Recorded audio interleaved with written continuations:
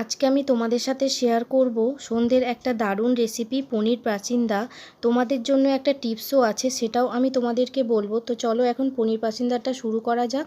তো দেখো, এই রেসিপিটা করার জন্যে আমি এখানে নিয়ে নিয়েছি 500 গ্রাম মতো পনির, আর এটাকে আমি খুব পাতলা পাতলা করে কেটে নেব, তোমরাও তাই নেবে।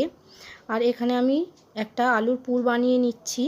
তো দেখো, তার জন্য কড়াইতে তেল দিয়ে দিয়েছি, আর তেলের মধ্যে একটা বড় সাইজের পেঁয়াজ দিয়ে দিলাম, আর একটু চারকোয়া রসুন আর অল্প একটু আদা আমি স্টেনারে ঘষে রেখেছিলাম, তো সেটাই আমি একটু ভাজা ভাজা করে নেব। দিয়ে তো যখন ভাজা হয়ে যাবে, দুটো আলু আমি আগে থেকেই সিদ্ধ করে রেখেছিলাম মেখে, তো সেটাই এখন দিয়ে দেব।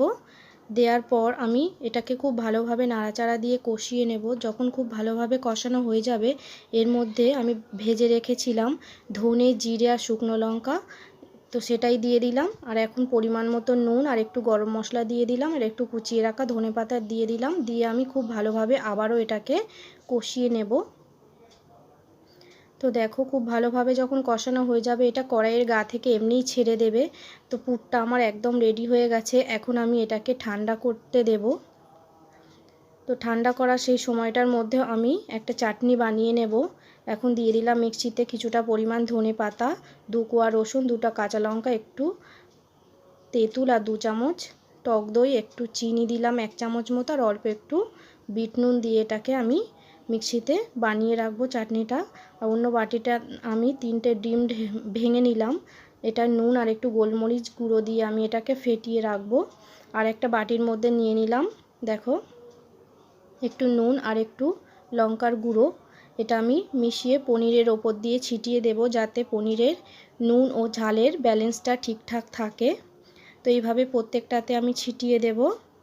দিয়ে যে আলুর পুরটা করে রেখেছিলাম, সেটা আমি হাতের সাহায্যে লম্বা করে এইভাবে ভালোভাবে শেপ দিয়ে নিয়ে আমি পনিরের উপর দিয়ে, একটার উপর দিয়ে বসিয়ে দিলাম।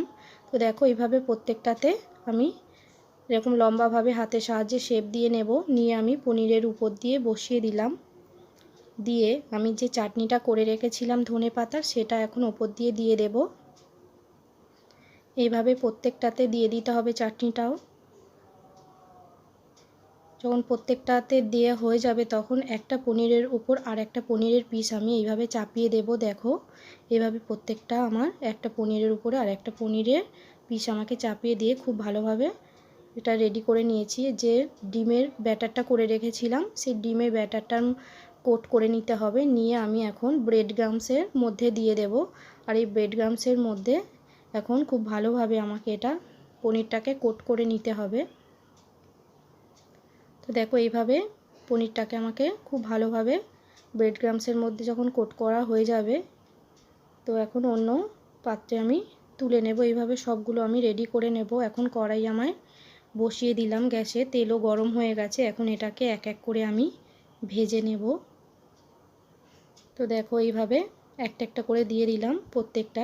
দেওয়ার পর যখন একদিক হয়ে যাবে, তখন আবারও উল্টে দেব। তো এটা মিডিয়াম আঁচে এটা ভেজে নিতে হবে এইভাবে। তো দেখো, এইভাবে ভাজার পর আমার পনির পাসিন্দা কিন্তু হয়ে গেছে। এখন আমি উঠিয়ে নেব। আর তোমাদের জন্য আজকে টিপস হলো, বাটা মশলার পরিমাণ যদি বেশি হয়, তাহলে তার সঙ্গে অল্প একটু নুন মিশিয়ে ফ্রিজে রেখে দেবে, অনেক দিন এটা ভালো থাকে। তো যে সকল বন্ধুরা ফেসবুক থেকে দেখছো, তারা পেজটিকে ফলো করে, আর যে সকল বন্ধুরা ইউটিউব থেকে দেখছো, তারা একটা সাবস্ক্রাইব করে আমার পাশে থেকো।